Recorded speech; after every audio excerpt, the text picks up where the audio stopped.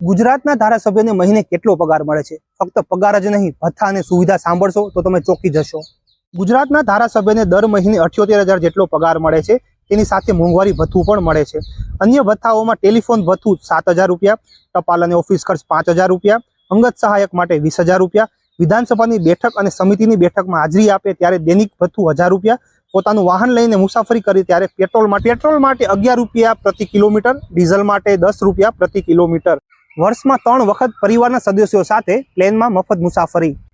ગુજરાતમાં first class કે second એસીમાં પરિવારના 4 સદસ્યો સાથે મફત મુસાફરી. વર્ષમાં પરિવારના સદસ્ય સાથે 20,000 કિલોમીટર સુધીની રેલવે મુસાફરી મફત.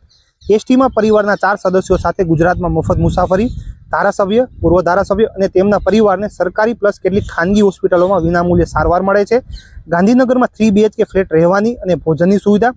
પ્રતિ દિવસનું ભાડું રૂપિયા 1.25. તમને શું લાગે છે, આ સુવિધાઓ યોગ્ય છે કે વધુ છે? કોમેન્ટમાં જણાવો.